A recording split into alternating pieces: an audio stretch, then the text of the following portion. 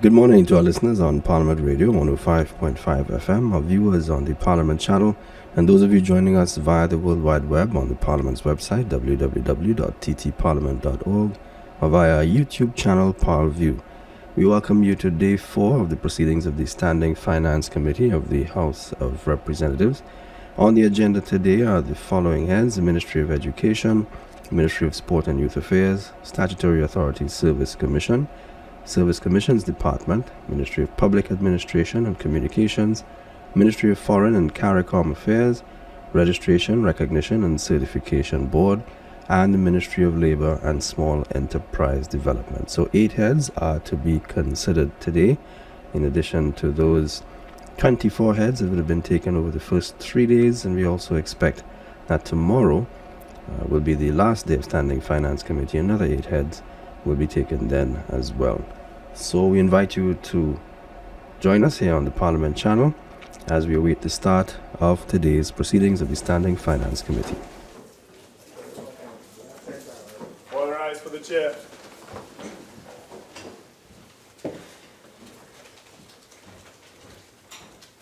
Morning, everyone.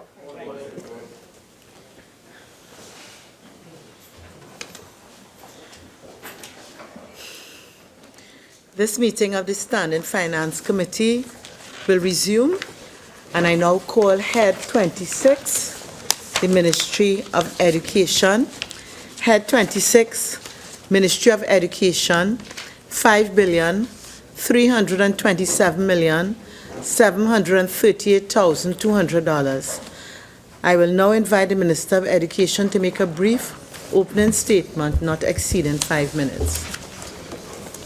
Thank you very much, Madam Chairman.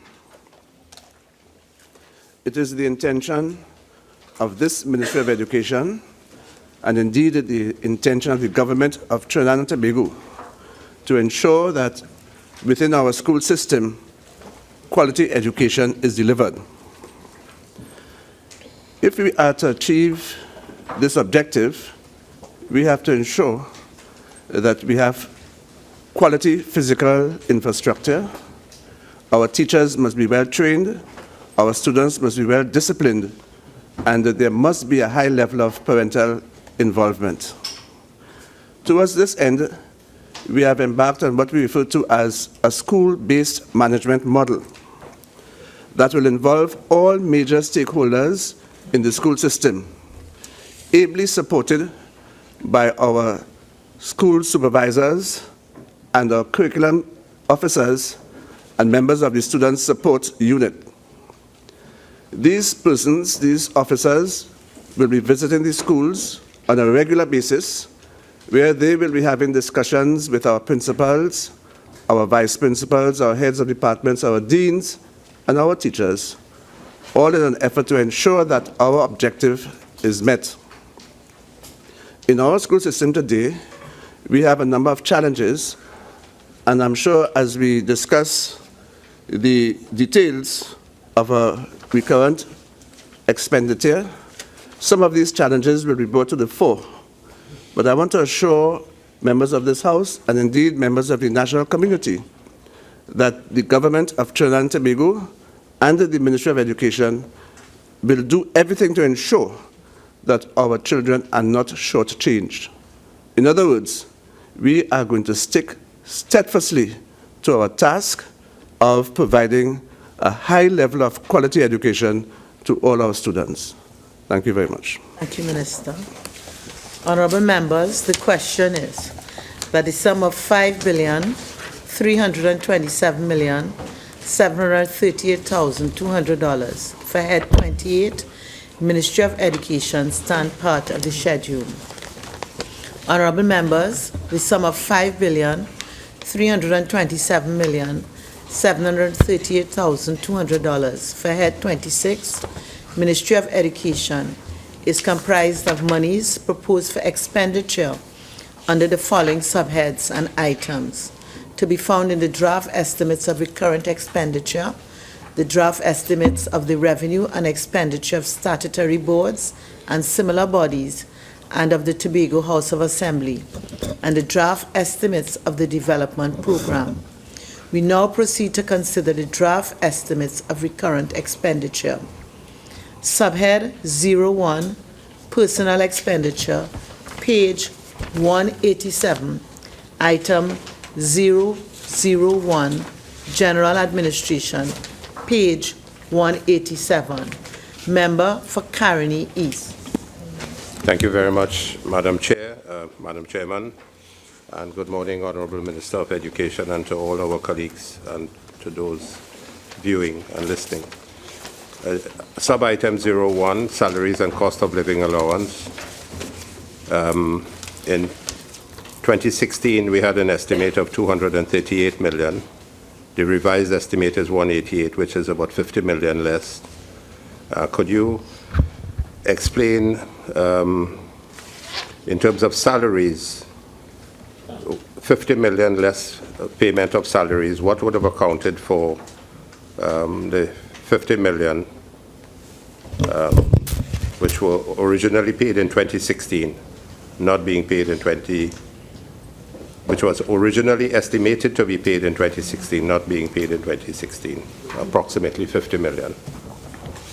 I am sure the member for Caroni East would be aware of the fact that teachers and indeed other public servants were paid back pay for the last fiscal year.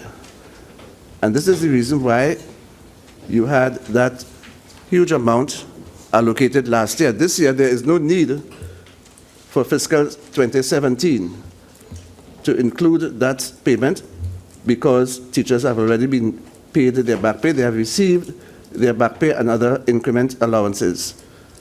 And that is the reason why you have a reduction in expenditure. Sure, I see what you have a reduction in 2017, but you had estimated that there's going to be an expenditure of 238 million, and 188 million was paid. Therefore, was the back pay paid in 2015? You estimated that you will spend 238 million for salaries and so on, but you only paid 188. If you had paid back pay, that would have been equivalent to the 238. You had 50 million less. Therefore, what you're saying, if you paid the back pay, it would be almost equivalent to the 238. Okay, the back pay was paid in 2015. Thank you. So therefore, there was no need. When you budgeted 238, you budgeted with the expectation that you might have to pay a back pay, but it was already paid in 2015. It was already paid in 2015, yes. Right, thank you. For Chaguanas East. Thank you very much, Madam Chair.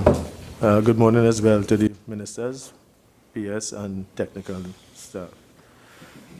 Will you be able to tell us how many persons are employed in the Ministry of Education?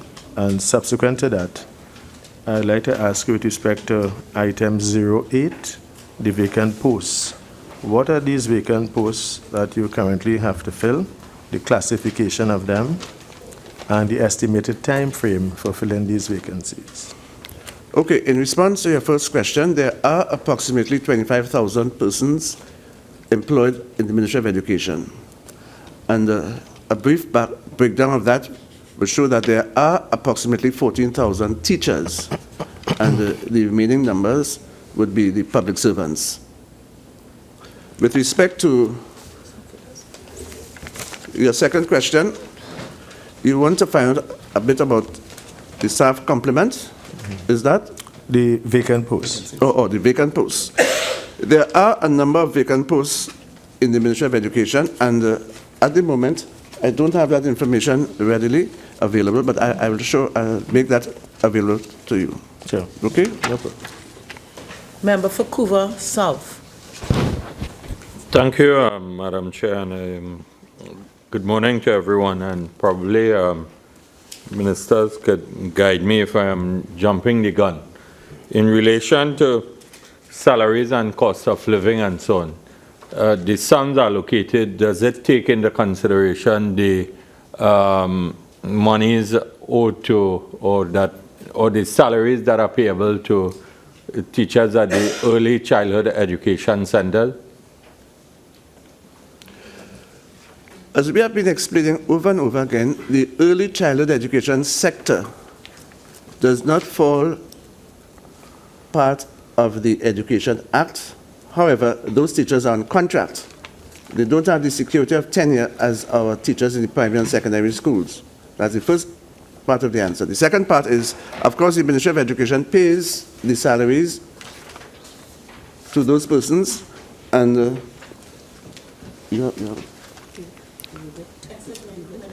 Be under general administration? yes, that should be under general administration. Okay. We'll But if take it- that under general administration. If it falls under this particular line item, Mr. Minister, could you indicate, because I've seen in the public domain and so on, early childhood education teachers protesting for their monies and so on. Could you indicate to this meeting how many or how much money is owed for what period and when they will be paid? It seems as though you have an active interest in demonstrations. Because Given my background, Yes, Mr. I Minister, know of we your both background. have a common background. I know of your background, and I must say that given your background, you should have been more familiar with the fact that those early childhood education teachers, they belong. For Carney East, I hear your complaint, but I don't think a similar breach cures it. We'll deal with it and hopefully we'll get better with time. Please, Member, Minister, please. Thank you very much for your protection. Yes, the salaries that are paid or the remuneration that is paid to those persons fall under contract payments. As I indicated earlier, they do not fall within the ambit of the Education Act, and therefore the salaries that they receive will be in the area of contract employment. Member for Kumutu Mansanilla. Thank you, Madam Chair. Honorable Ministers, line item number 14, remuneration to members of cabinet-appointed committees. I saw there was an allocation of 1 million and it was not in fact utilized, and then you have an allocation of 500,000. Could you indicate whether or not their committees right now functioning, if it was disbanded? There is one cabinet-appointed committee that will be functioning soon, and that is what we refer to as LMEC, Learning Materials and Evaluation Committee. We hope to have other cabinet-appointed committees in the not-too-distant future, like the National Advisory Committee on Education, that has to be appointed by Cabinet. But for the moment, it's just the LMEC committee that is functioning. Member for Shogunas East. Thank you, Chair. Minister, the personal expenditure, that entire amount, will that include, as you indicated, there are so many thousands of teachers, will that include the gratuity and pension claims to teachers? For example, 2.5 billion that you I have been informed that those payments, the superannuation payments, will be made by the Comptroller of Accounts. Okay. Well, can I ask a follow-up question? With respect to, because it will have to come or be advised by the Ministry of Education. The file will go from the Ministry of Education to Ministry of Finance. How long does it take for someone who is retiring or has retired to be paid their gratuity and pension? That time frame depends on a number of things. There are some persons in the system who owe income tax, and before their gratuity is being paid, they have to ensure that whatever taxes are owed, those taxes are paid. There's also a problem where a number of persons would present the information with respect to their impending retirement fairly late. And again, that is another cause for delay. A third cause would be a teacher who might be under some disciplinary charge or charges, and that also will delay the payment.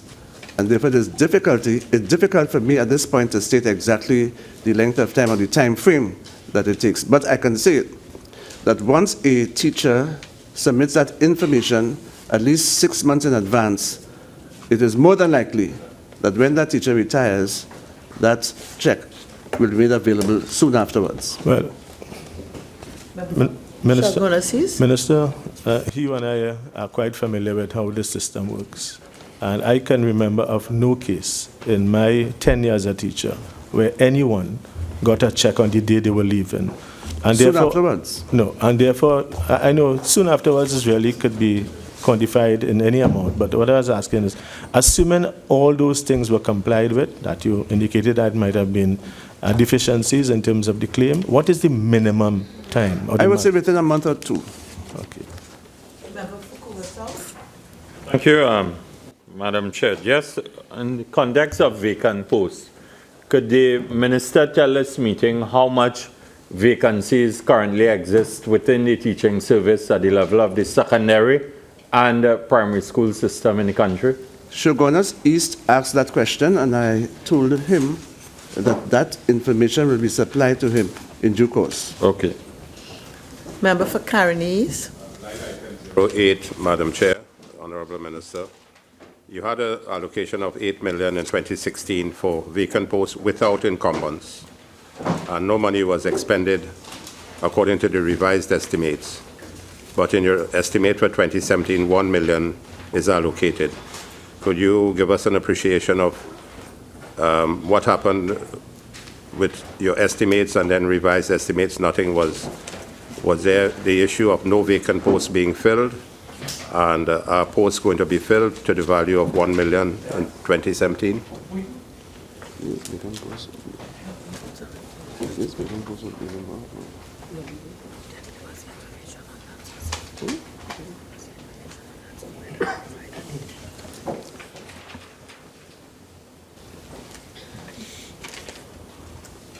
I'll have to provide that information subsequently to you. All right, and will you be kind enough to consider providing the information with relation to the vacant posts, these vacant posts without incumbents? Yes, you'll get that information. The in writing. categorization. Thank you. Item 005, secondary education, page 188. Member for Caroni East. Similarly, Madam Chair and Honorable Ministers, 01 salaries and cost of living allowance. 2016, the estimate was 1.4, and the revised estimate was 1.135. Based on your answer previously, does that reflect back pay and arrears which were paid in 2015, and therefore you did not have to pay it in 2016? The same answer which I gave with respect to the overall payment of teachers Right. will suffice for both secondary and the primary. Okay, so that clears it up. Thank you. Shagunas East. Thank you very much, Madam Chair.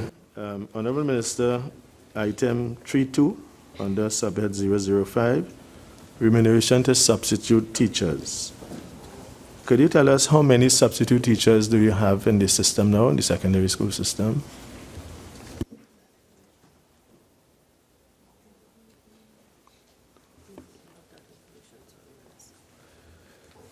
We have quite a few substitute teachers in the system, but it is difficult at this point to give an exact figure.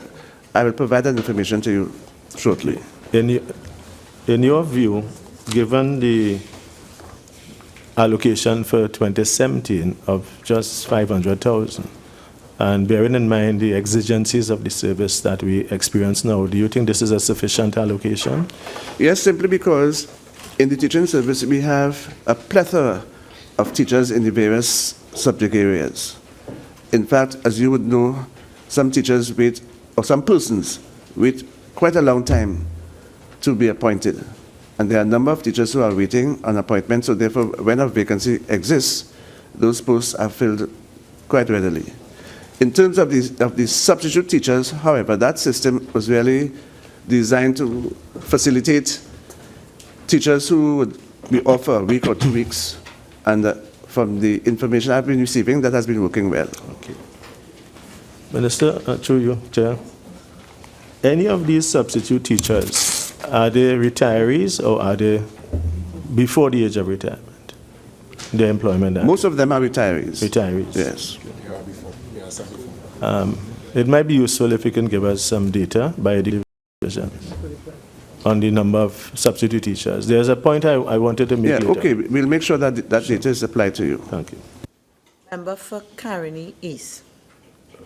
Line item 05, government contribution to NIS, and I don't know if you'd want to take the same thing under primary education, government contribution to NIS.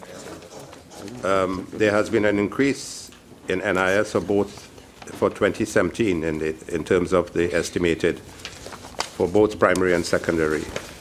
Could you indicate what would have caused this necessity for increased payment for NIS in both secondary and primary of 23 million and 18 million that you're contemplating to pay? NIS contributions have gone up, and that is the reason why we have catered for this increase. Sorry, I missed that. I said the contributions that persons have to pay towards NIS, those contributions have been increased. And this is the reason why we have an increase in the allocation. All right, thank you. Basalt. Yes, Madam Chair, to Minister. With respect to substitute teachers, any sums of money being owed to substitute teachers within the Ministry of Education? And if so, how much and when will these arrears be fully relinquished, Mr. Minister? That is a question I can't answer at this point. I already gave to the member of Shogunas East the assurance that I'm going to supply him with as much information on the substitute teachers that he requires.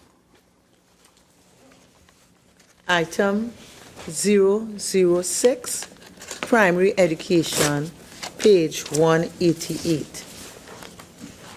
Member for Caroni East. Honorable Minister, based on the information you provided that the back pays were paid for both secondary and primary in 2015, could you give us an estimation, a total amount, an estimate, a rough estimate of what was the amount of back pay paid to both secondary and primary teachers in 2015?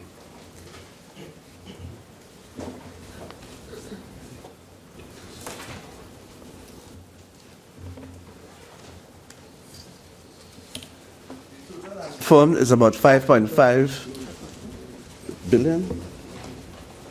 Just a while.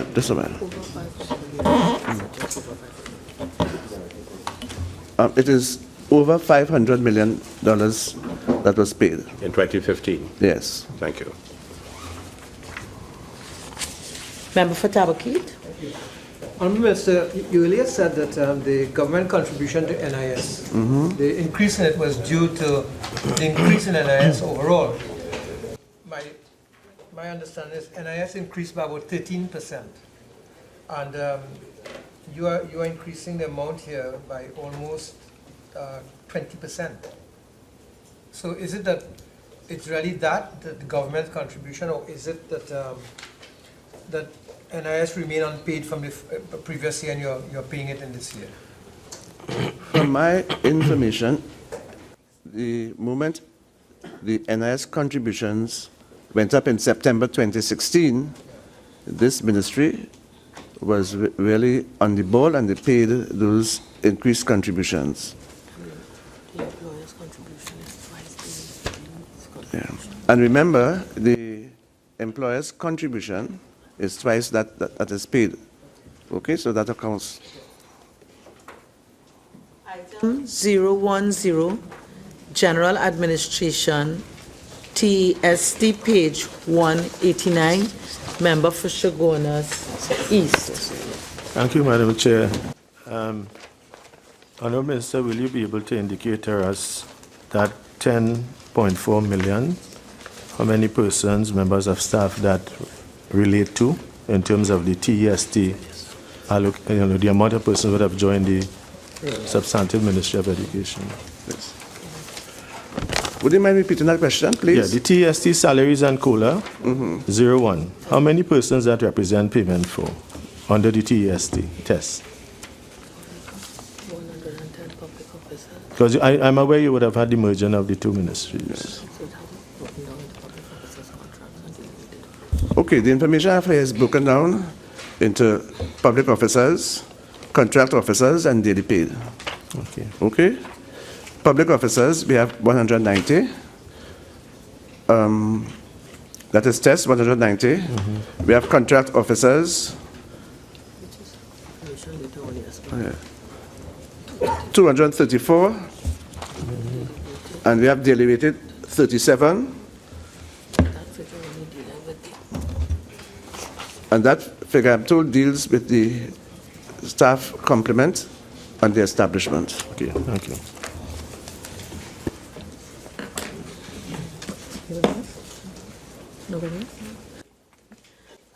011 Eastern Caribbean Institute of Agriculture, page 189. Member for Chaguanas East. Thank you, Madam Chair. Honourable Minister, would you be able to tell us how many persons are employed at ECIAF? And if I may ask a related question, with your permission, Madam Chair, item 29, the overtime daily rated bill seems to be extremely high. What would have been responsible for that?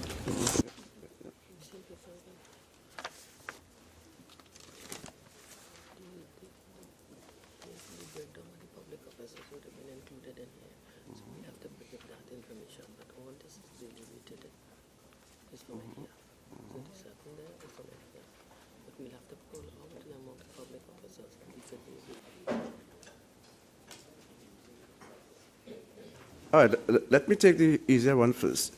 The figure I gave you with respect to the daily pay, 37, most of those persons belong to ECIAF. The figure of 190, which is on the establishment, we'll have to disaggregate that because that will include payments employees at ECIAF.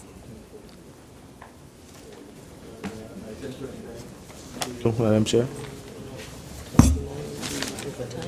The substantial overtime payment for daily rated workers at ECIAF.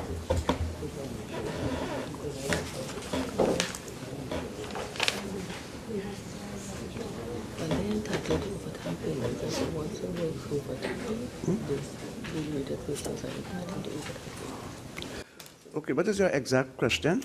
Item under ECIAF, item 29, overtime daily rated workers. I'm saying that you have a very high allocation and use as well from 2016, 2017. What's responsible for that high figure of overtime? Well, any time an officer is required to work beyond his hours, those persons have to be paid overtime. And what we have found is a number of those persons were required to work beyond their normal hours, and therefore we had no alternative but to pay them overtime. Okay. And also, ECIAF, I'm told, as you would, I'm sure know, part of the education that goes on there is farming.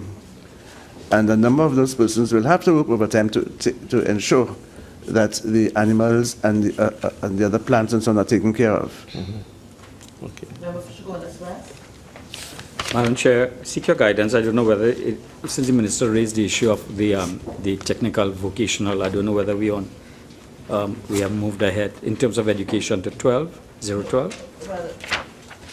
Are we exhausted with 011? Okay, so 012 technical vocation education, page 190, member for Chaguanas West.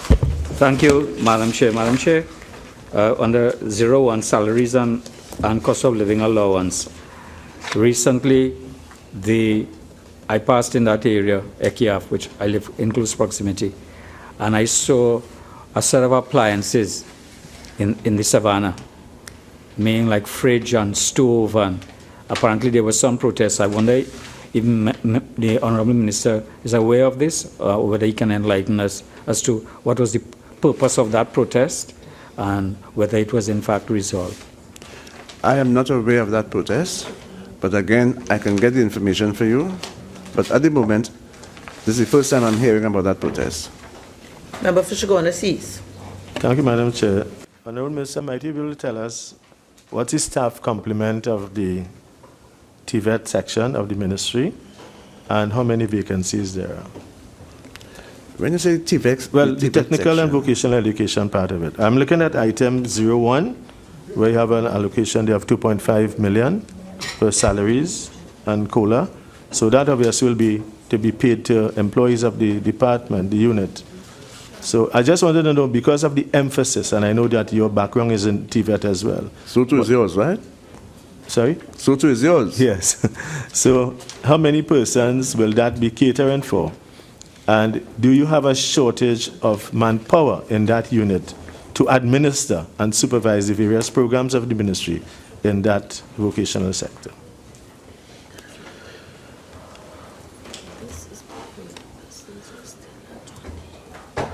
Okay, this item deals with the persons who are still at John Donaldson Technical Institute, now UTT, San Fernando Technical Institute, and the Point Fortin Vocational Center. And I'm told that there are only about 8 persons who are there.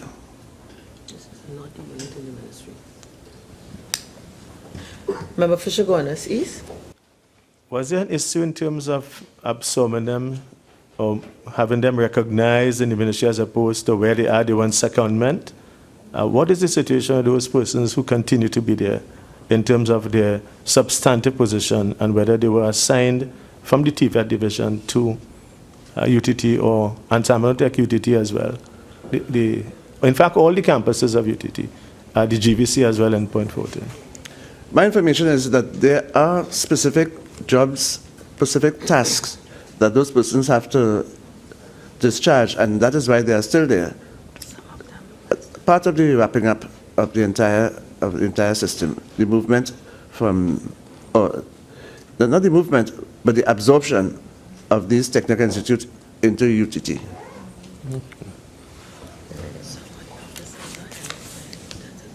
Item 013, Teachers Colleges, page 190.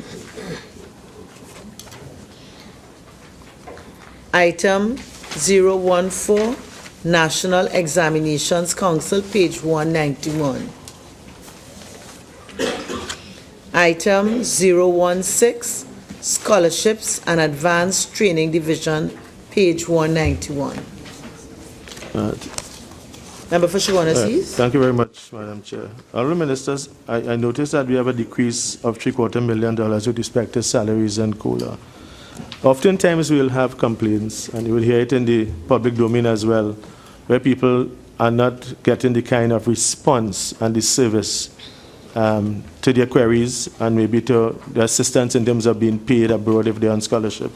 Could you indicate to us, Honourable Minister, whether you have a shortage, and in fact it says there so, vacant posts, and what are these vacant posts, and when do you expect to have them filled?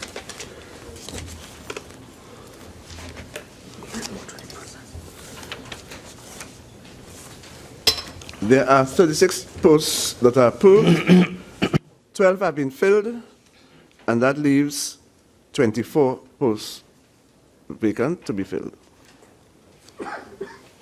Quite a substantial amount. Do you have an idea as to by when you'll want to expedite this, given you have now a decrease of 750,000? How are you going to manage it? All posts that are vacant, we have been in contact with the Teaching Service Commission, all in an effort to have those posts filled as quickly as possible. Member Fisher-Gornas East. Can I ask, since you raised that matter, are you satisfied with the response of the Teaching Service Commission to the filling of vacancies?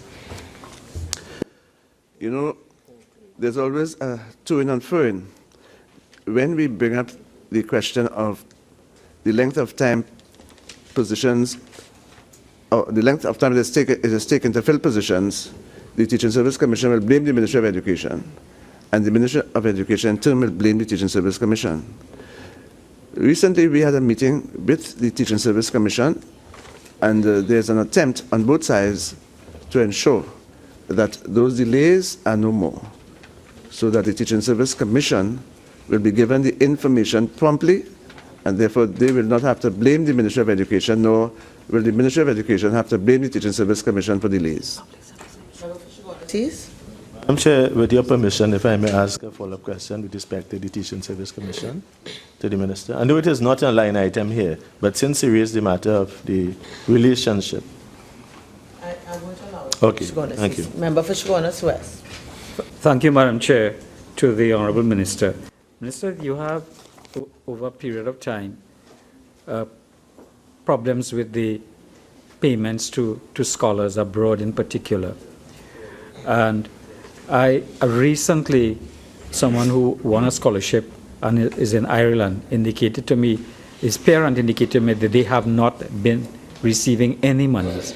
Is there a listing of the arrears or owed to students who are on scholarships? And can we get a listing of that and what remedial measures you intend to take? Ask member what item. Yes. Well, I'm not seeing a head really under which, a line under which it's coming, Yeah. but it is dealing with the scholarship area. Yeah, but 016 deals with salaries, government contributions, etc. Minister, could you provide that in writing, please? Yes, I'll provide that in writing. Thank you. Okay. Member for Caroni Central. Well, it was a question. a question I suppose I can follow up. I wanted to ask, I mean, the number of national scholars abroad could not be that large compared to the whole number of scholarships that we give in the country every year. And I wondered As an item. if a dedicated effort could not be made to service those scholars better so they don't end up in difficulty with their institutions. You know, I mean, it's not a phenomenal number. It's a handful every year. Well, relatively, compared to the 400 that we get. So, Every year. so remember, you're really asking that in the context of the salary and cost of living allowances and the numbers of staff to service. Yes. Yes. I mean, it seems to me, I'm raising it because it's important. If you're a student abroad and you can't, and your fees are not paid, and the institution responds to you in a certain way, it causes a problem. So I'm saying, could a dedicated effort be made to national scholars abroad in terms of staff service to ensure that? That's all. Yes, and I can assure you that that effort is being made. However, I think I need to make the point.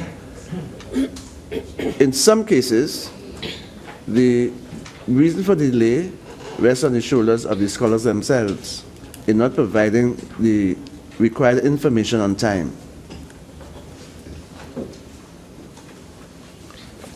What would that be? Would that be like transcripts and stuff? Is that it? Say that again? What information would that be? Because would that be the performance at school, the transcripts and stuff like that? Yes, the students must upload on the system the information, the status with the university, their transcript, all of these things before scholarships. Okay. You see, the universities want to ensure that they will get the payment. That's correct. And as I said before, in some cases, because of the delay by the students, you have that delay, that consequential delay. It's hundreds of students. And I'm told that it is not a small number of students. The number of students is fairly large. I have personal knowledge, Madam Chair, and I think that now that it is in this, under your ministry, there's an attempt to computerize everything. So I think it will be much better, because prior to that, it was manual, and you had your data was lost all the time, and the students had to provide the data all the time. So what has happened now is an upgrade, and is better. Hopefully it will function better. Yes, I agree with you. Subhead 02, Goods and Services, page 192. Item 001, General Administration, pages 192 and 193. Member for Caroni East. Minister, to contract employment line item 16. The estimates for 2016 was 197 million. and the revised estimate 145, so that's 52 million less in terms of contract employment. Could you indicate how many positions were affected as a result of the reduction in the contract employment of $52 million? How many positions were on contract employment and did not continue in 2016? Okay, while I am not in a position right now to give you the exact numbers, when we talk about the contract employees under this item, this line item 16, it would include our school safety officers, our business operation assistants, our information communication technicians, etc. And there are about 1,054 such employees. So, Minister, were all these people discontinued in their employment?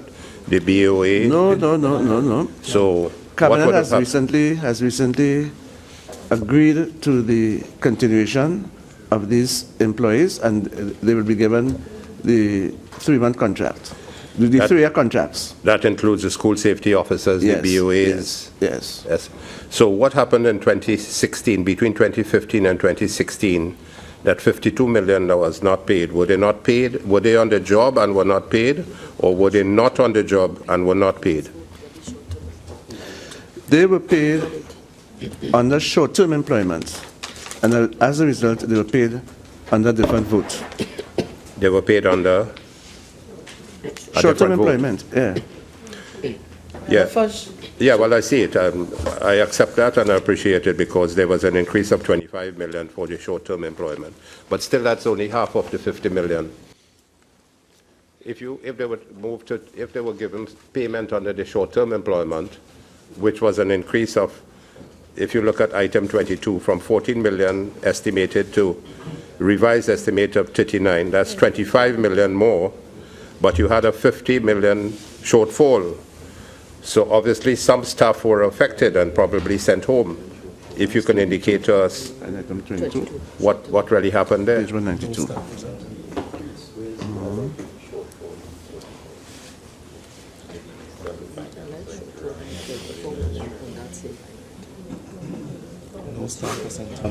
Madam Chairman, through you, where is this alleged shortfall of 50 million? If you look, Honorable Minister of Finance, at line item 16, you'd see 197 was the estimate, and the revised estimate was 145 for contract employment.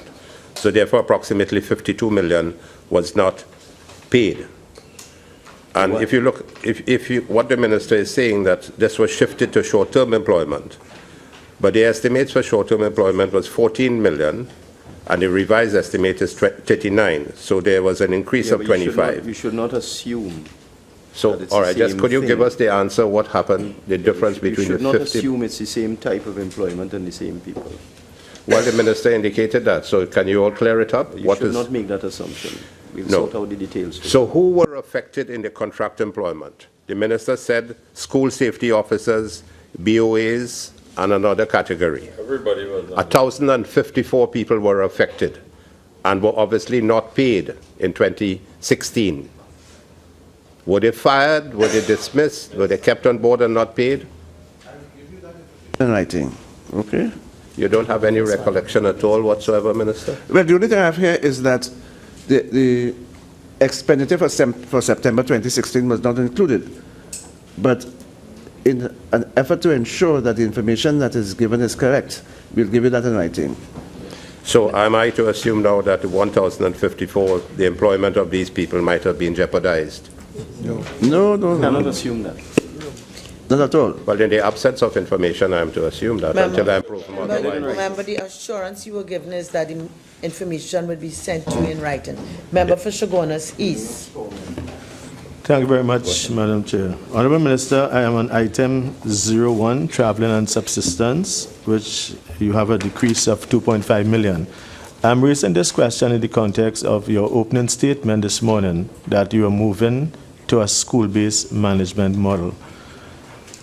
If this is going to be a serious cut, it's going to eventually affect the amount of visits. For example, can you tell us how many persons you are short by in terms of school supervision, curriculum officers, and guidance officers as a complement to the staff and student ratio.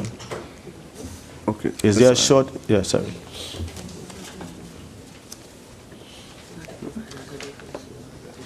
Okay, we'll have to provide that information subsequently. Thank you. Can I also ask a follow-up question, Madam Chair?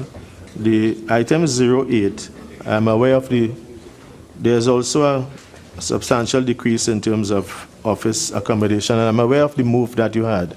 But can you tell us whether, what are the offices that you rent lease now, and the amount of money that you are paying for rent lease? That information also is not ready at hand, but I can tell you that since we have moved into our new offices, a number of the offices that we occupied, we will no longer be paying rent for those offices. Just one more on that. Sorry, on that page, item 17, you had a slash in your training budget by 2.75 million. Does the ministry have a training policy approved? Training policy? That is still under discussions, and what we have realized is that we have a cadre of persons who are well qualified in-house to provide that training. Okay. Member for Couva South. Madam Chair, again to the Minister, with respect to contract employment, he said, if my memory serves me right, with respect to early childhood education center teachers, they fall within the line item of contract employment. And in this regard, could the Minister indicate to this meeting how much money is owed to the early childhood, the teachers at these centers, and when these monies will be paid, and if there is a plan to incorporate these teachers into the decent work agenda of your government? Minister, under item 02, 01, 001. 16. Under 16. Contract employment. I want to know if it's another item altogether.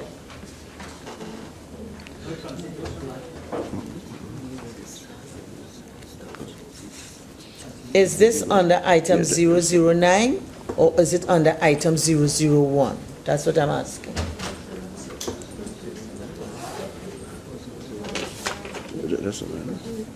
Madam Chair, when I raised it this, earlier on this morning, the Minister indicated that this would fall within the line item of contract employment. I understand, member. What I'm trying to ascertain is whether we're under general administration or whether we're under 009.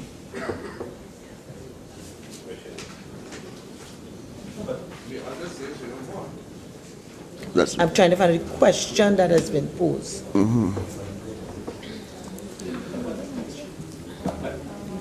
Just to add some measure of clarity, if you look at 009, it deals with office equipment, furniture, furnishings, other minor equipment.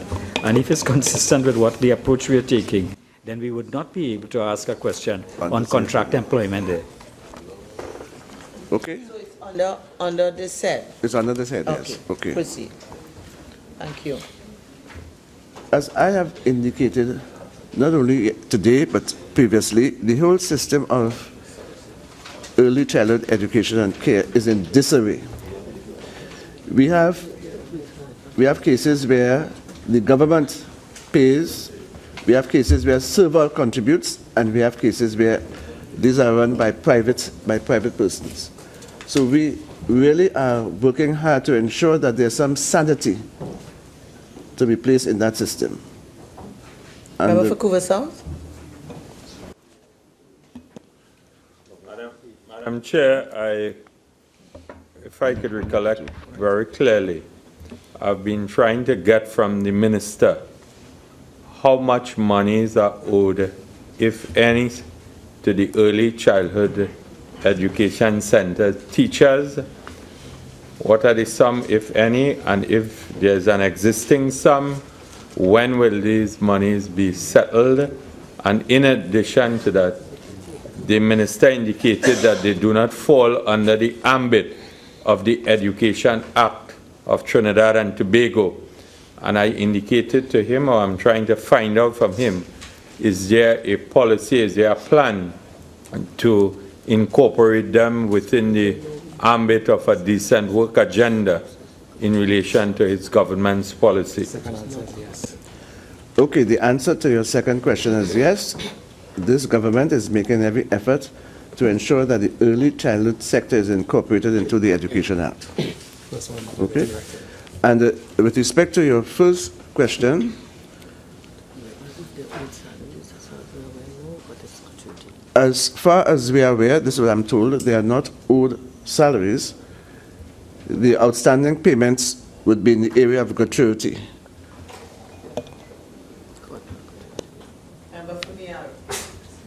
Thank you very much, Madam Chair. I'm referencing line item 28, other contracted services. Minister, I noticed there's a reduction of $25 million here. And in the explanation, I see that you've put an allocation of $32 million into school transport.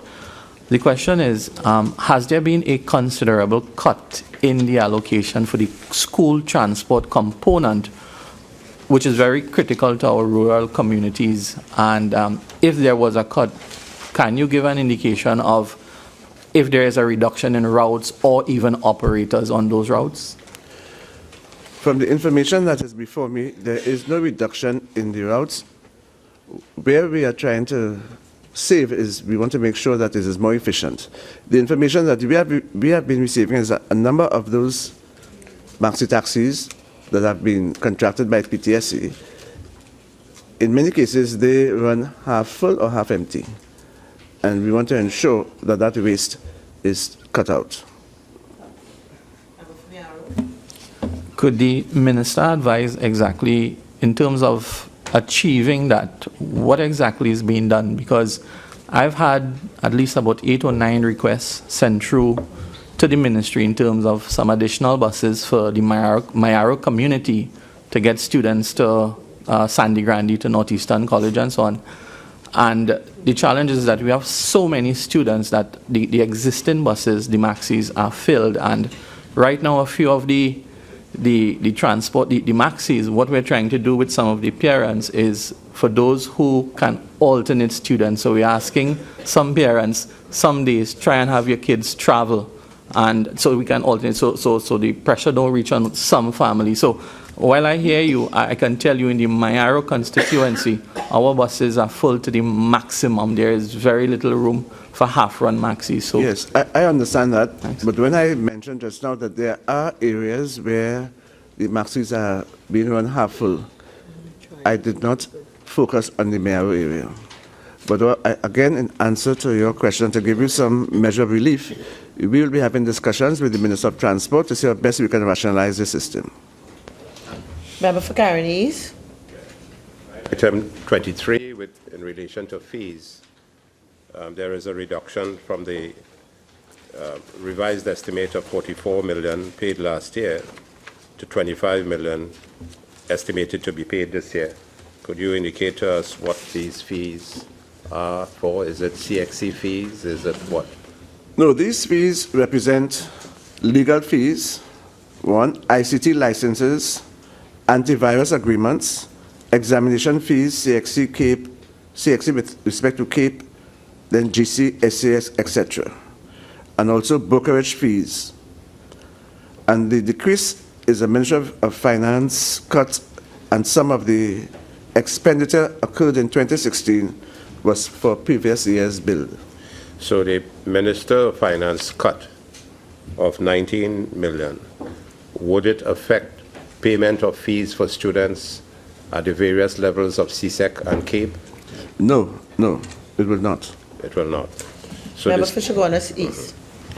Thank you, Madam Chair. Honourable Minister, Madam Chair, with your permission, I'm on 02, Goods and Services.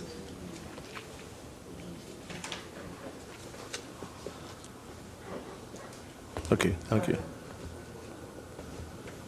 Yeah, Sorry. Madam Chair, I am on Same goods and services 02, which continues on page 193, and my questions relate to line items 37 and 43.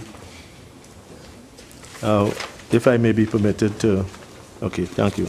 Honourable Minister, you had a significant slash in those two important items of approximately $60 million.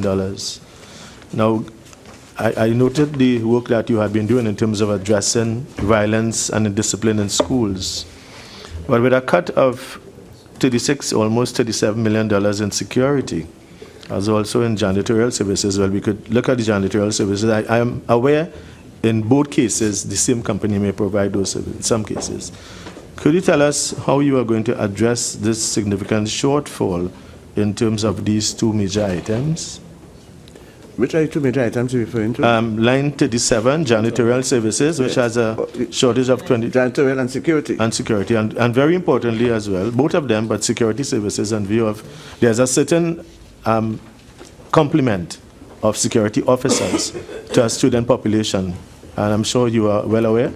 With this now, this is obviously going to affect it. So how do you plan to ensure that we have that kind of security supervision that will not increase the potential for student indiscipline? All right, again, there are two questions that you're asking here. The first one is with respect to janitorial services. And as you would quite appreciate, the fact that we have moved into one new location would mean then that we would have substantial savings with respect to cleaning of those various offices that extended all over the place. With respect to security, again, this is an area that we are looking at closely because it is not only one service provider that we have. We have several service providers who provide security. And we intend to look at this carefully to see how best we can cut back on the expenses. Minister, I was also going on the line in terms of the schools, which I'm sure this allocation. How much, in terms of the student population, how many security officers, say MTS, will you have a student complement of 1,200? Well, first of all, we don't have schools with a student complement of 1,200. But let's say 800 at all. Let's say 1,000 for ease of... It is classified according to high-risk schools, and schools that are considered high-risk, their complement would be more than students and schools where we don't have that problem. I'll give you some information. Okay. Yeah. And depending on how high the risk is between 2 to 8. So the maximum would be 8, and in schools where we don't have much difficulty, it might be about 2 officers. For example, Minister, in a school in my constituency, Shogunas North Secondary, how many officers? We had 8 there. 8. We made sure there were 8 and there. How many high-risk schools do you have in the country? I can't give you that information right now, but again, I can provide you with that. Okay. That's West. I wanted to follow up the issue of the early childhood care teachers. In my constituency, there is a brand new school, but you don't have the complement of teachers, and there's a ratio to the number of students per teacher. And whereas you have a brand new school, when you don't have the teachers, children cannot attend in the numbers that there is a demand for. So I would like, Minister, for you to, the question I have is that, is there a plan to remedy this defect where you have a lot of early childhood care centers and you do not have staff available? The simple answer to your question is yes, there's a plan. But I can go further to say that, and I've been saying this all morning, we are embarking on a plan to rationalize the whole system of early childhood education and care, because it is really a hodgepodge system. Okay? Thank you again, Madam Chair. In the quest for information this morning, I want to return to this issue of to 16 contract employment and the early childhood education centers teachers. The minister indicated that the monies that are owed is gratuity. Could the minister provide how much gratuity is owed? And when normally gratuity is paid, it means that people are fired or they are exited out of the system and so on. Could the minister tell this meeting how many early childhood education center teachers have been dismissed by this government? If a person is fired, that person is not entitled to gratuity. And all trade unionists and former trade unionists will know that. I am asking questions real trade based on what you have been If a saying person to is this fired, meeting that person is fired because this of morning. disciplinary action. I am simply asking the sum of money that is owed. Yes, but you see, when you ask your questions, you are confusing. You're confusing the questions. No, with some statements. I know my line of questioning, and I Okay, expect members. you to answer. Minister. Minister.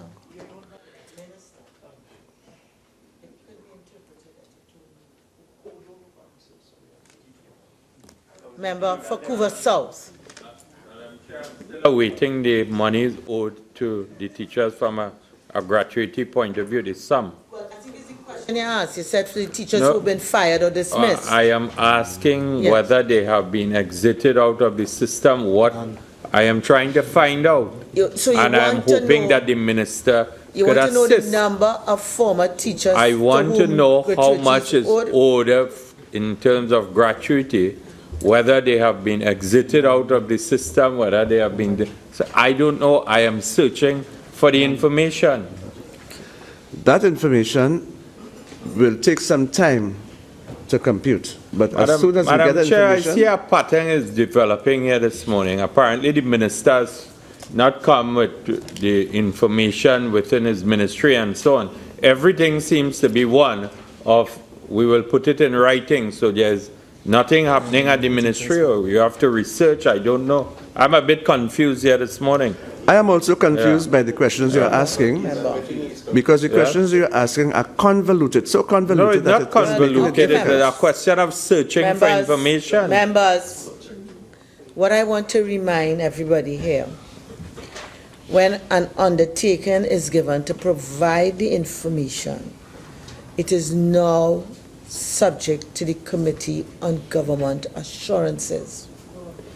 Members would have remembered that the policy and a bulletin was circulated regarding that, so that what may have obtained before as regards promises or whatever no longer obtains, and I think everybody is duly advised of that. So when a minister gives an undertaking to provide the information, I think all of us here should have a lesson anxiety with respect to it being delivered, because it is now subject to the Committee of Government Assurances.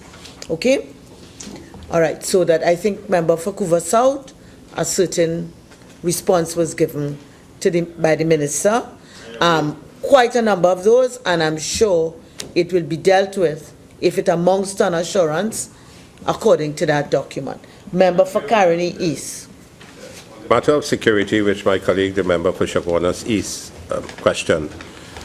In 2015, 172 million was the actual expenditure. And I can recollect from my days as minister, that proved to be extremely difficult to provide the necessary security for the schools. Now it has been reduced by $55 million. And MTS, which is one of the largest providers of security services, have gone up with their fees. So it means with this reduction of 55 million. Could you tell me what line item you're referring to, please? 43. 43. 43. 55 million. Over what period, member? From 2015, when 172 million was spent, to now 117 million estimated to be spent, which is about $55 million less. That is going to have a remarkable diminution of security services and support for the school system where there are some schools needing 8 security officers. Could the minister comment on this issue? There's a marked cut, and this will significantly affect the security system, particularly in the schools that need much more security officers.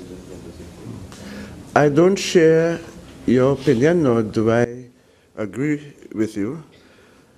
I mentioned earlier on, in fact, when I was making my opening remarks, that we are embarking on a school-based management system, and I outlined... You're now embarking. We had it a year ago, Honorable Minister. You keep making that statement.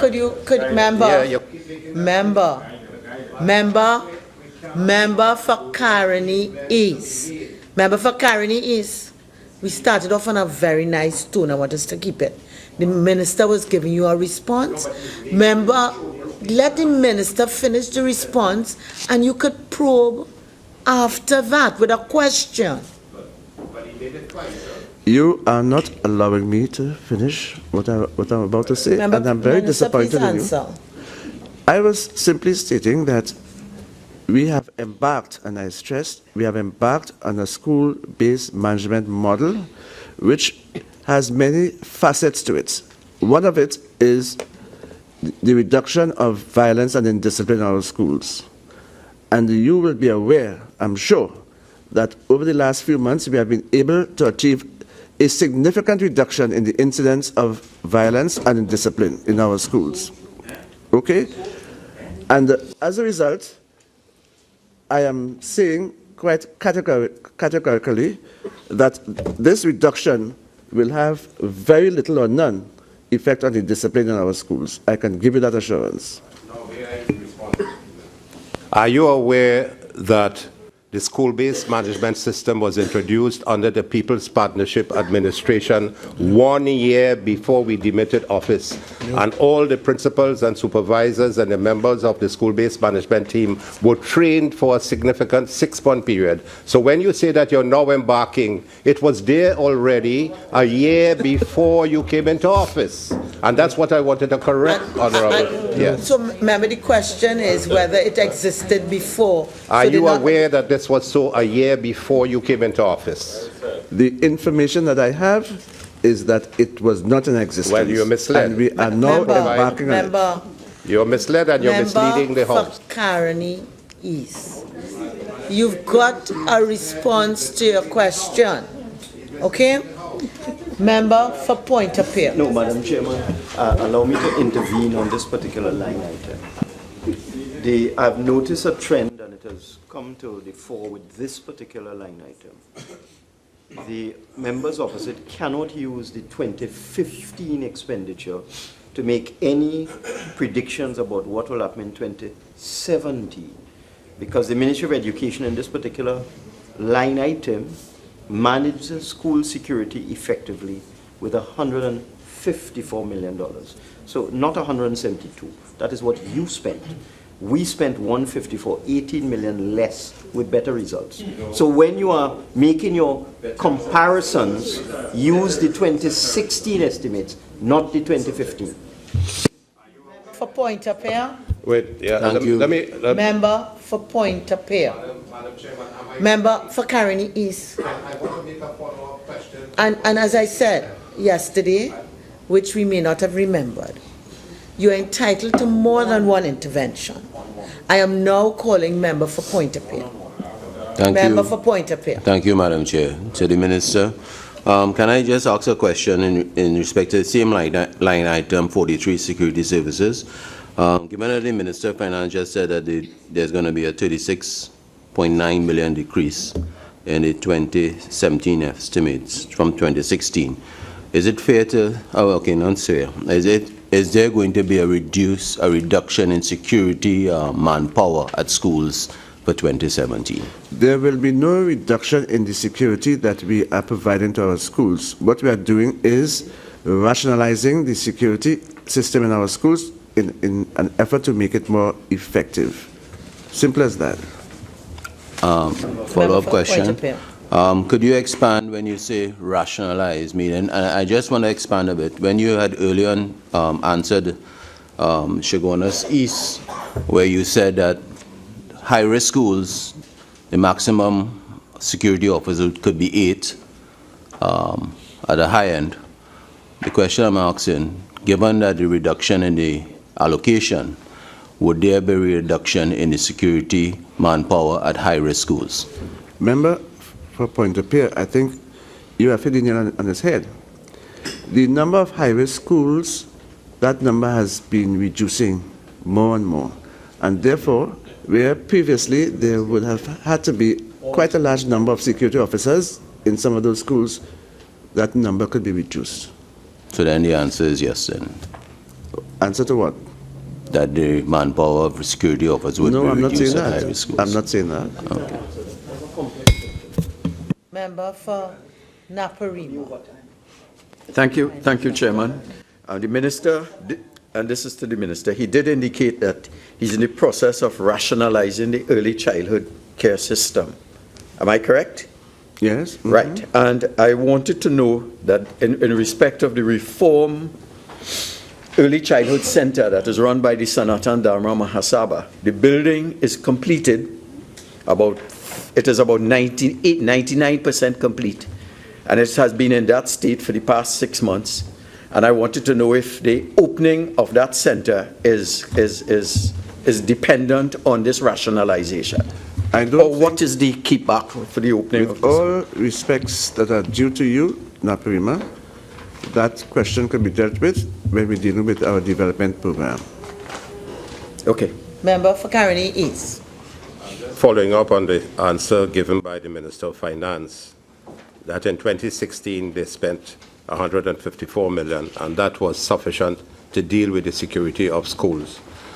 Is he aware that there was significant amount of school violence taking place across the country in 2016, and therefore would he not attribute that to the reduction in the school security officers when certain schools had to ask for more security officers to be put into their schools?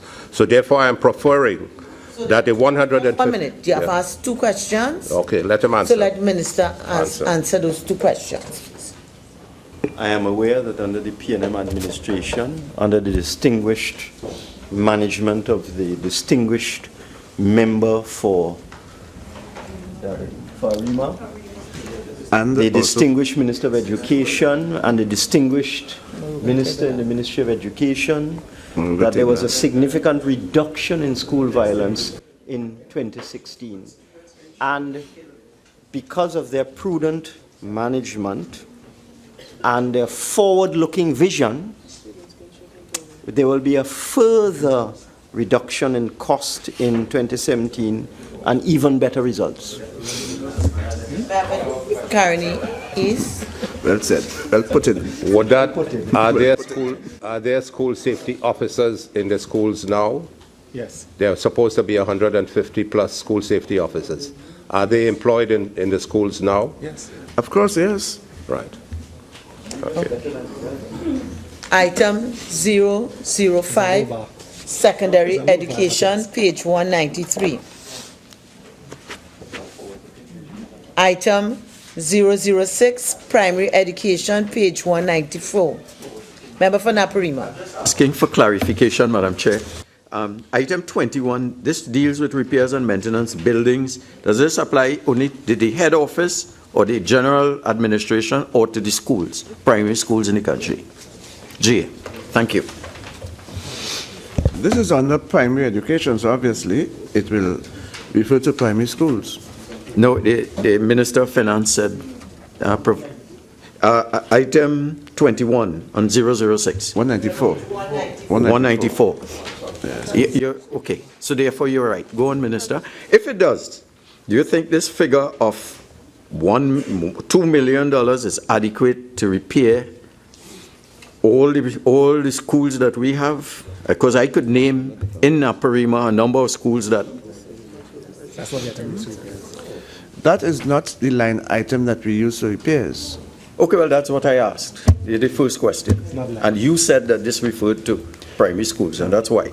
You could go on next Primary question. schools are repaired by EFCL during the vacation period, and the cost runs into the hundreds of millions of dollars, as the member for Caroni Nah, he ain't distinguished. Well, no.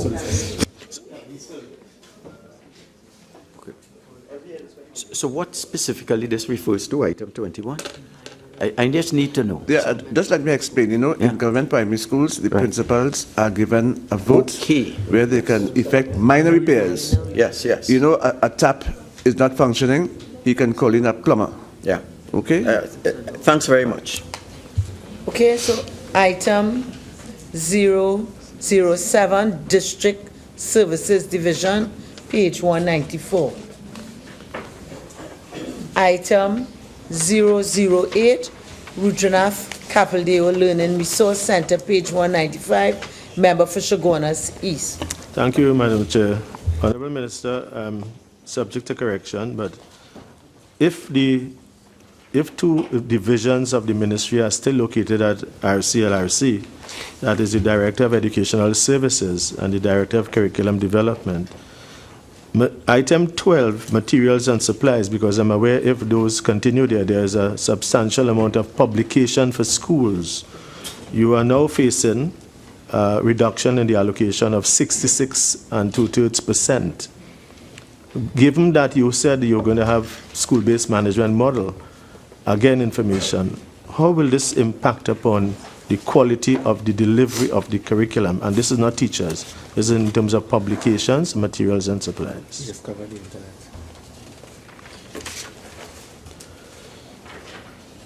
Shogunas East.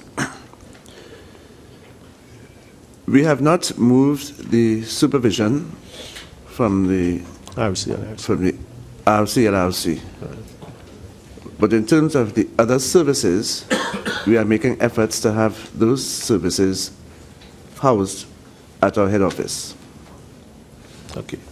Honorable Minister, if I could continue. Do you still have the printing operation at the RCLRC? We still have the equipment there, but in terms of how it operates, all of us would know that there were serious problems concerning the operation of that equipment. So that is something that we have been looking at only recently to see how best we can ensure that that service that is supposed to be provided will be provided to our schools. Well, in that case, then this is going to be a real constraint for you, because if you have to outsource, if you don't have the printing operation, how are you going to deal with this matter? You know, with the use of technology, we are managing quite well. We have our photocopying machines. We have very advanced photocopying machines in our offices, which can do the job almost as well. In addition to that, at our former head office, we have a number of machines which we are thinking or working out how best we can make use of those machines, and all those things will assist in providing the relevant service to our schools. Is it your intention, Honorable Minister, to reactivate the printing of the DS at RCLRC? Well, as I said just now, that is something that is under consideration.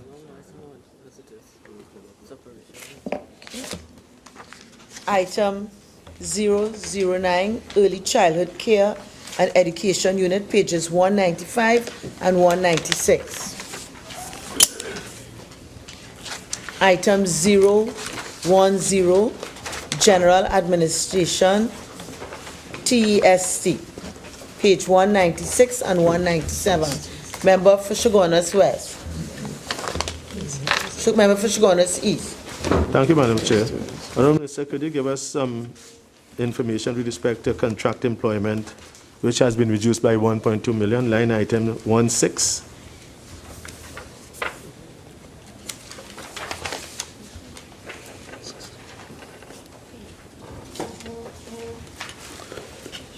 Let's give you 1 minute. Let's give you 1 minute.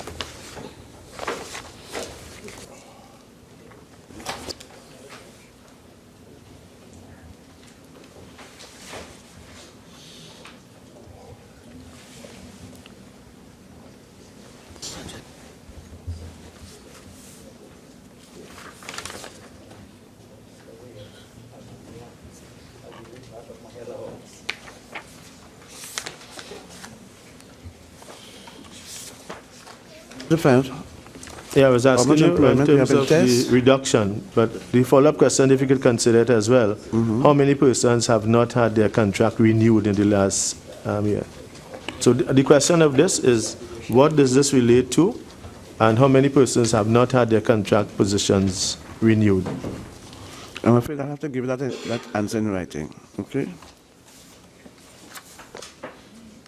Can I ask you, Madam Chair, while you're doing that, if you could address similarly item 22, the short-term employment, the data for that?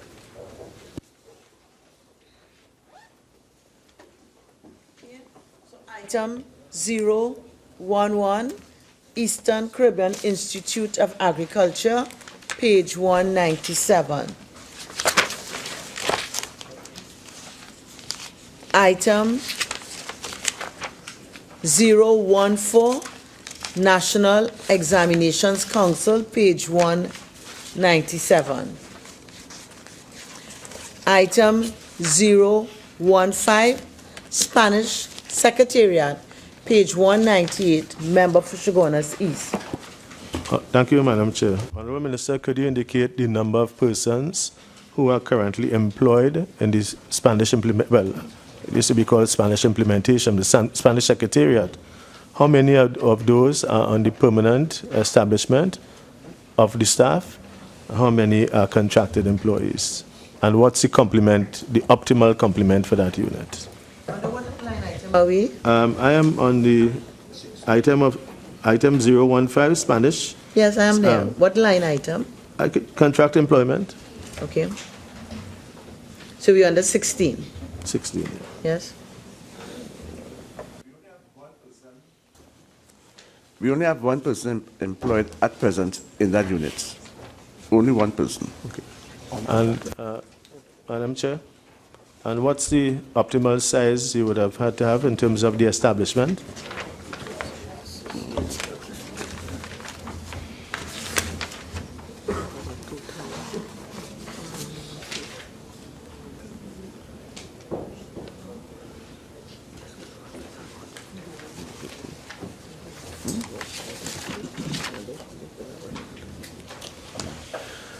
About 15. So you have a shortfall of 14 persons. Yes. Could you indicate to us, Honourable Minister, what this Spanish Secretariat will do or does?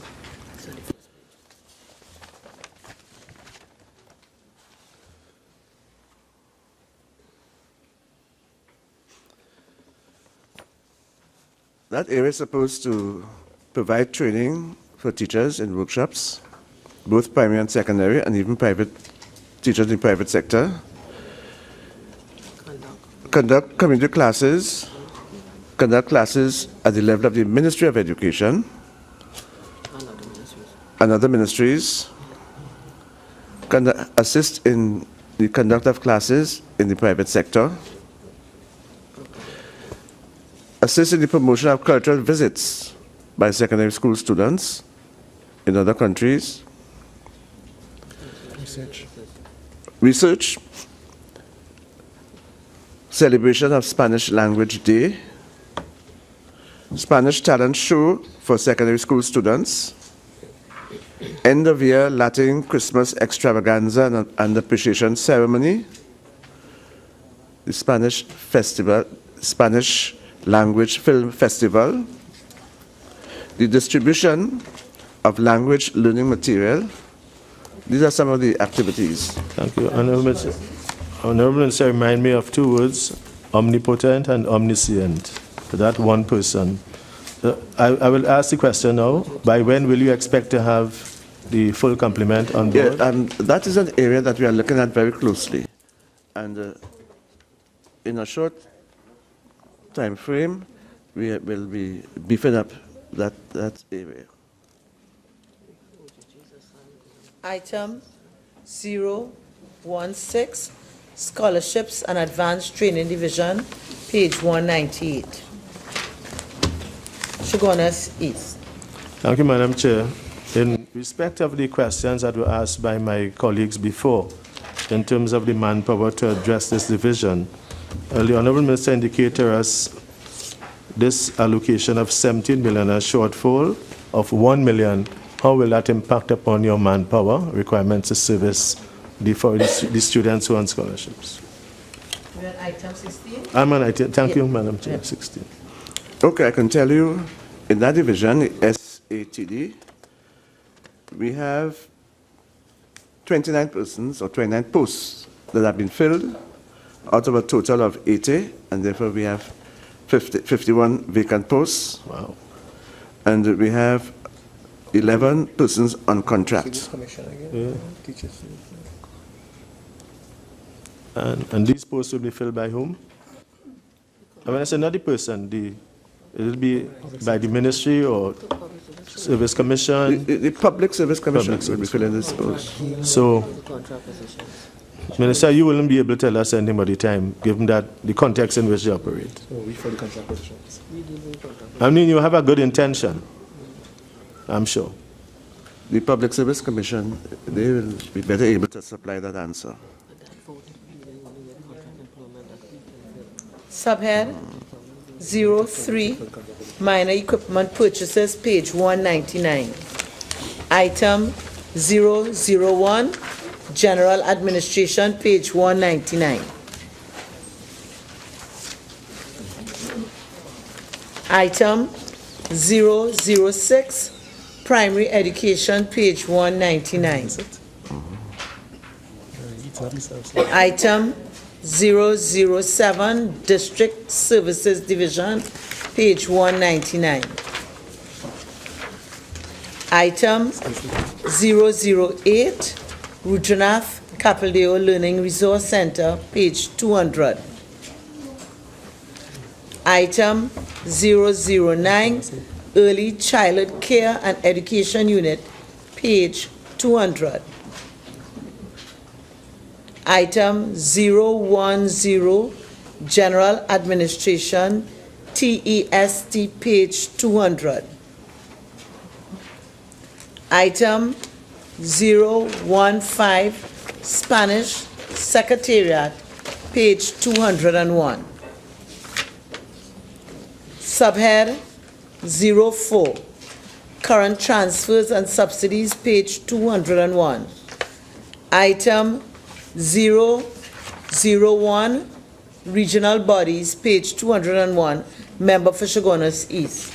Madam Chair, let me just indicate that with a decrease of 569 million, I'll have quite a number of questions to ask, but let me ask this first one on 01, respect to CXC. Are we indebted in any way to the Caribbean Examinations Council?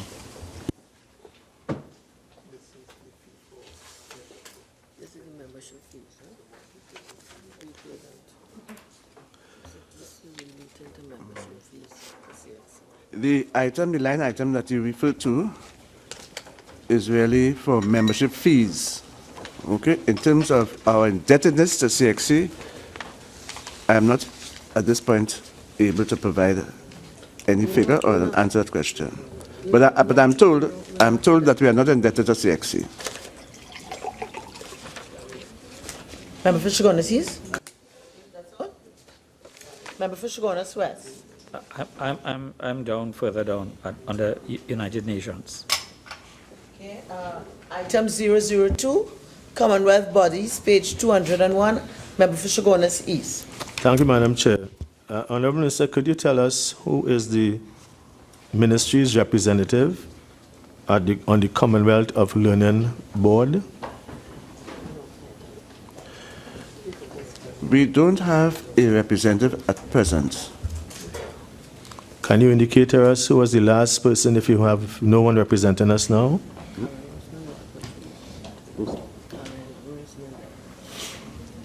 I was told that the last person was Karen Roseman, but she resigned. I think you might, okay. Item 003, United Nations Organizations, page 201. Member for Chaguanas West? Thank you, Madam Chair.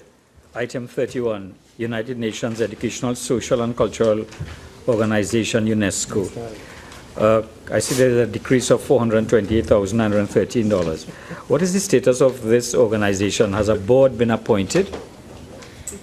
No, a board has not yet been appointed. It's in the process of being appointed. A board has not yet been appointed. We are in the process of appointing that board. Item 004, international bodies, page 202. Item 006, educational institution, pages 202 and 203. Member for Caroni East. The line item 01, grants to assisted secondary schools, which are denominational schools. The allocation has been cut from what was spent in 2016 as 48 million to now what you estimate to be 38 million, approximately 9.6 million. This is a cut to grants for assisted secondary schools.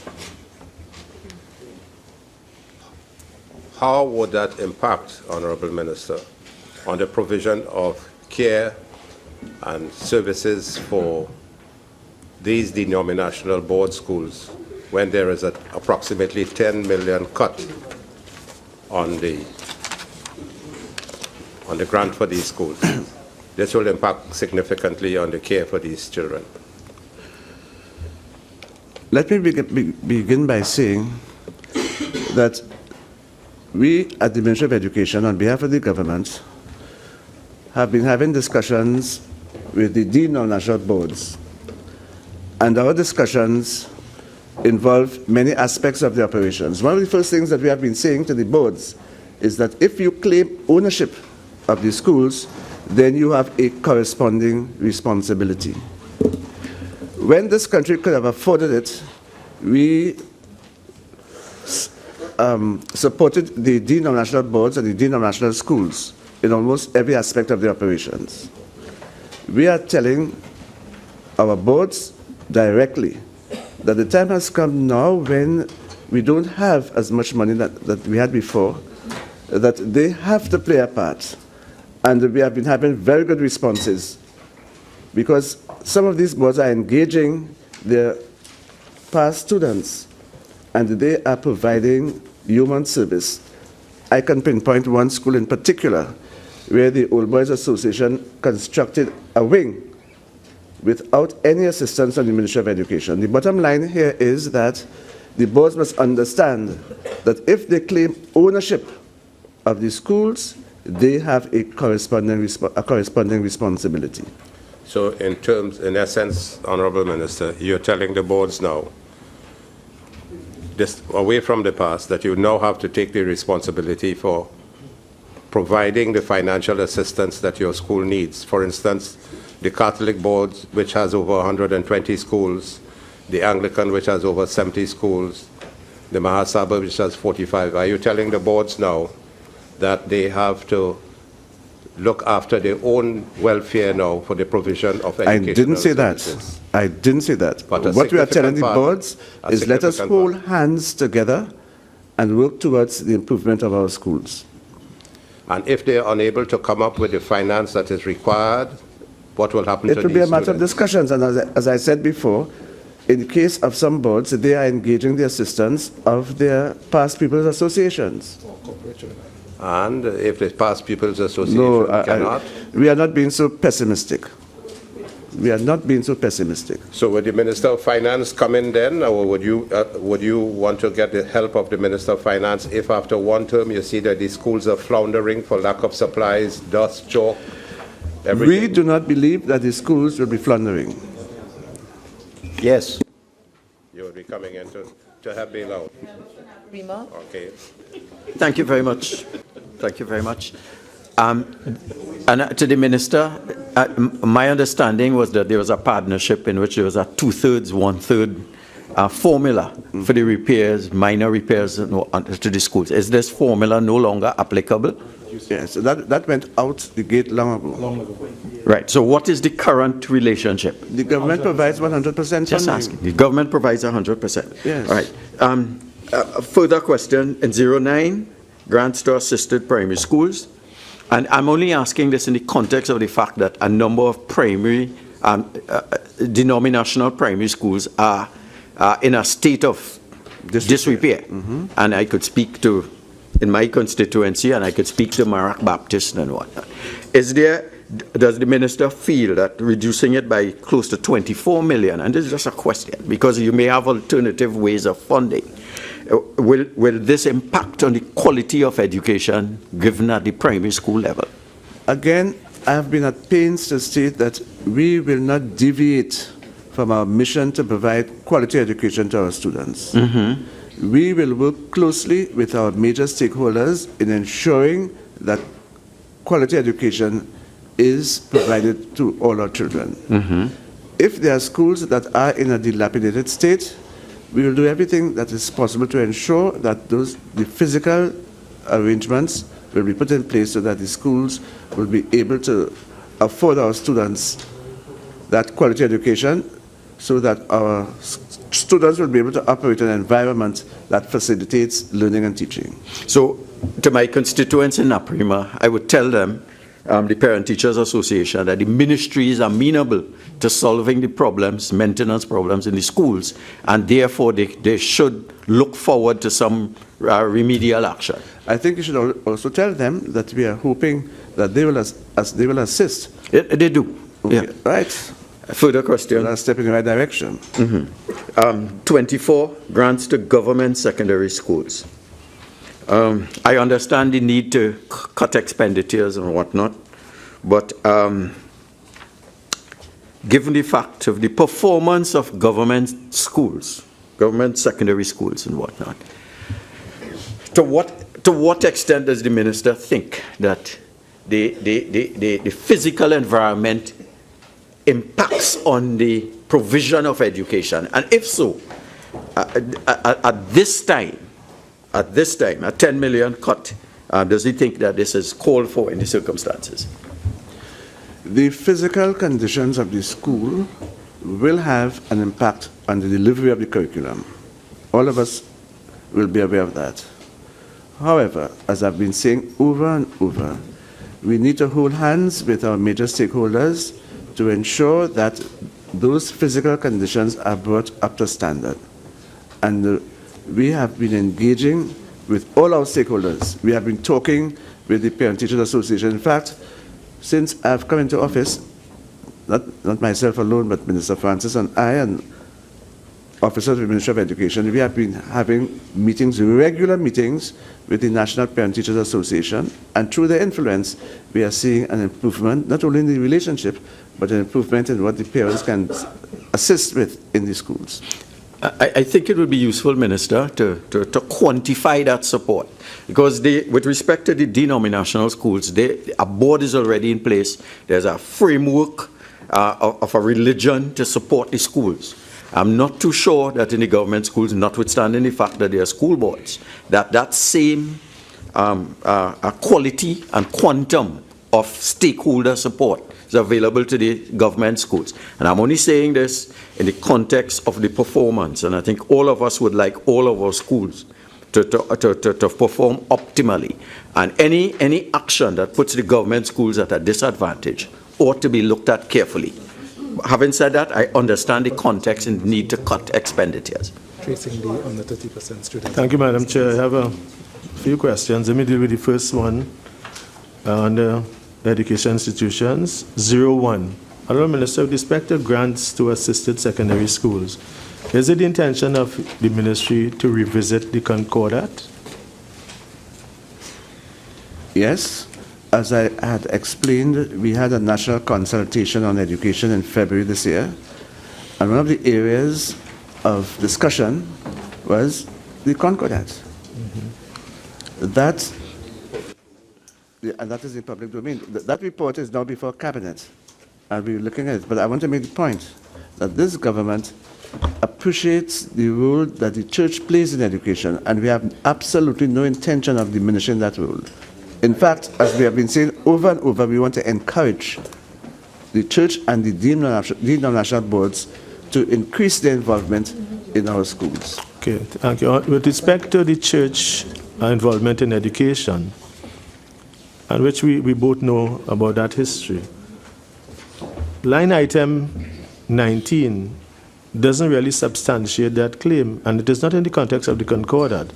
It's in the context of where the Serval junior life centers are now facing a shortage in the allocation of more than 50%. Line item 19.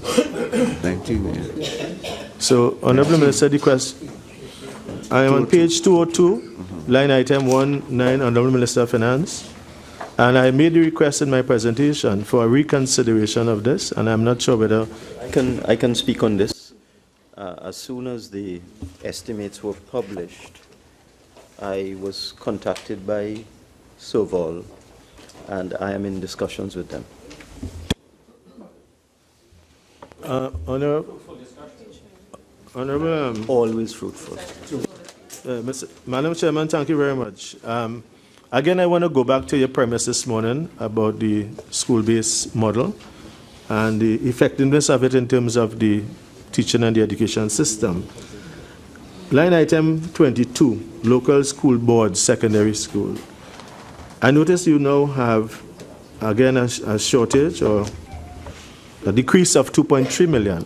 Could you tell us how many of these secondary schools in the country do or do not have school boards, and how will this impact upon the school boards? Well, management? to be truthful to you at this point, I am not in a position to say how many. What I can say is that that system has not been working effectively. And one of the things that we are discussing, again, as part of the school-based management model, is to reactivate the local school boards at both the primary and the secondary schools to ensure that their mandate is being fulfilled. Last one on this. Item number 29, Honorable Minister. Grants for students enrolled at private special, and I understand what that is. If you could indicate to us the increase, what are these special schools, if you can give us a list of those. But more importantly, how much does it cost the ministry to have a child enrolled at one of these special schools? And how much does it cost at the normal government schools, the government secondary schools? What is the cost of the per capita cost of that student? I understand it will be different. I just wanted to get the information.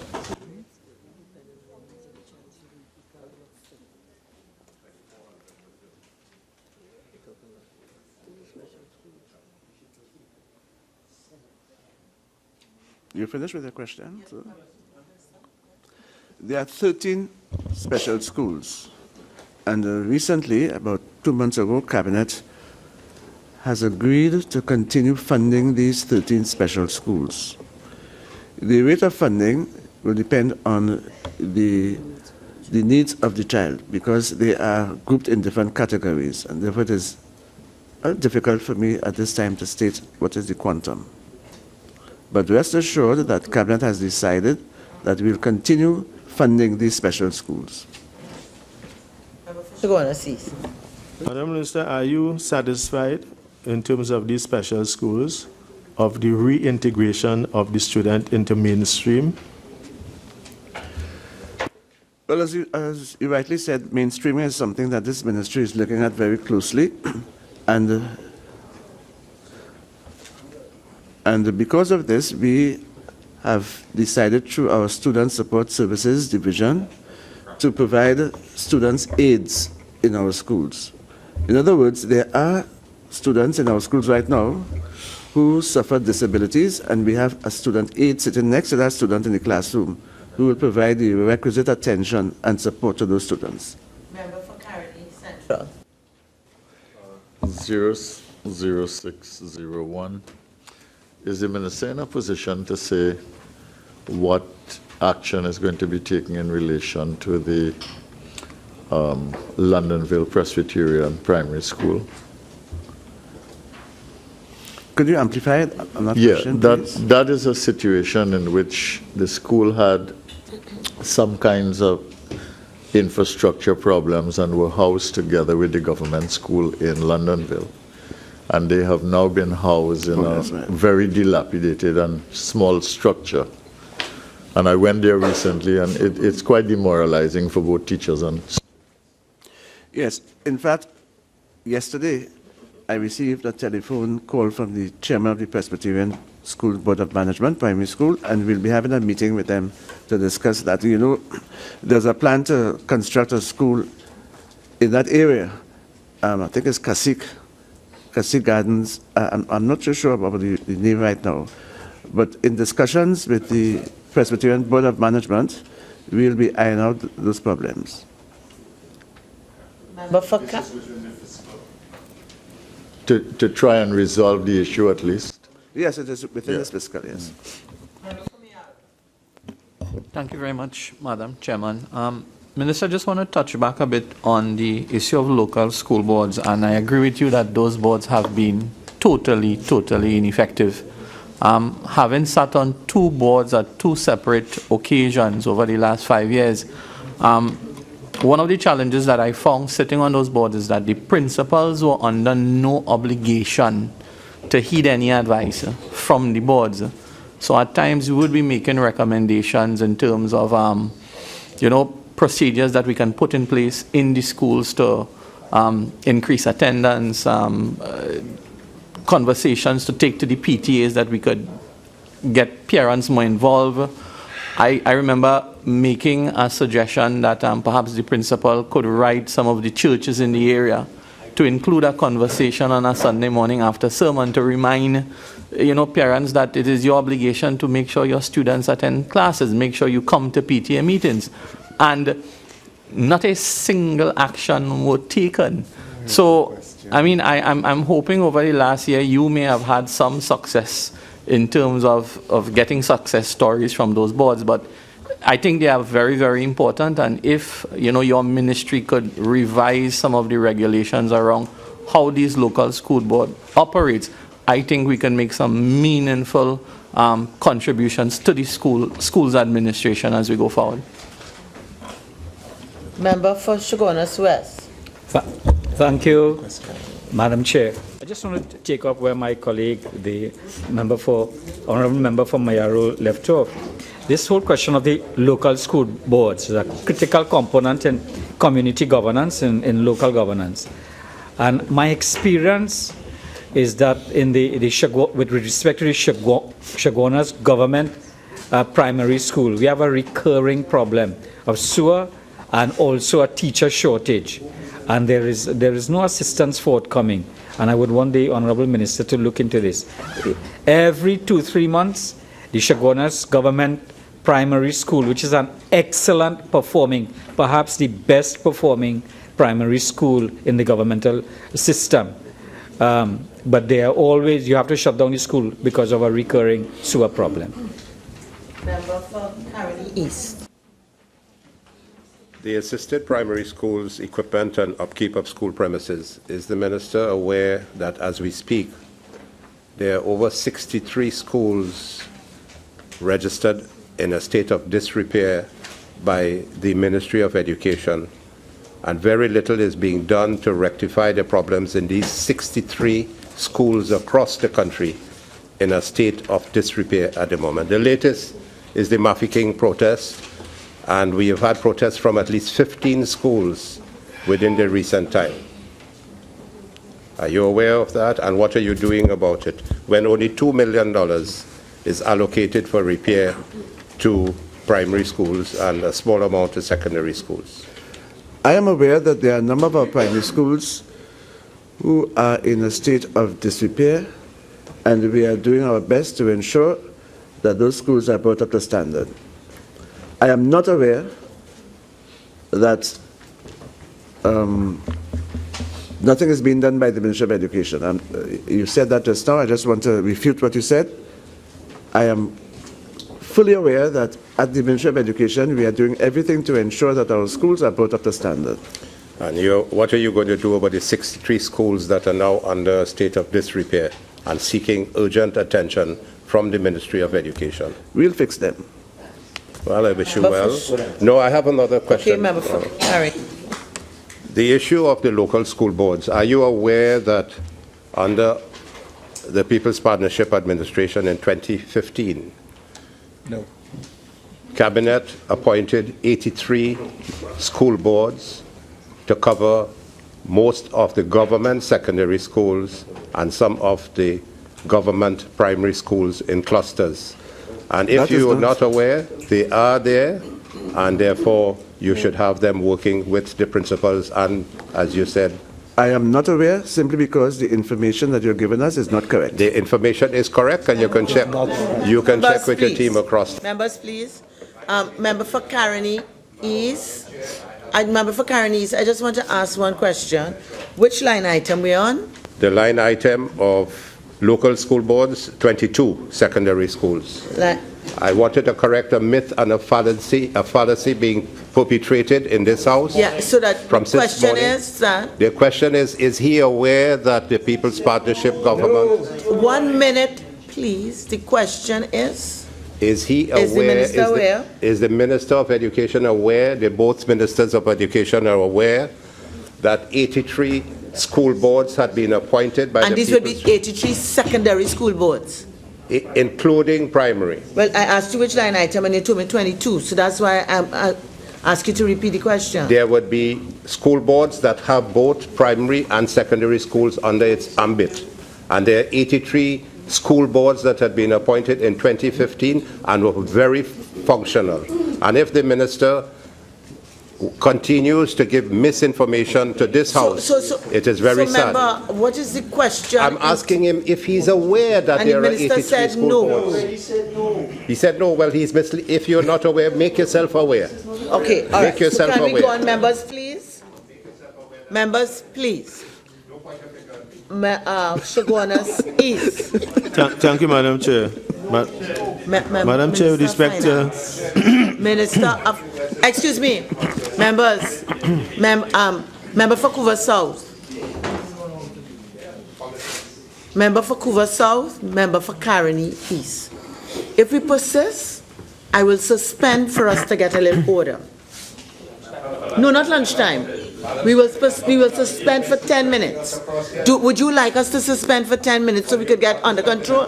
Okay, this meeting is suspended for 10 minutes.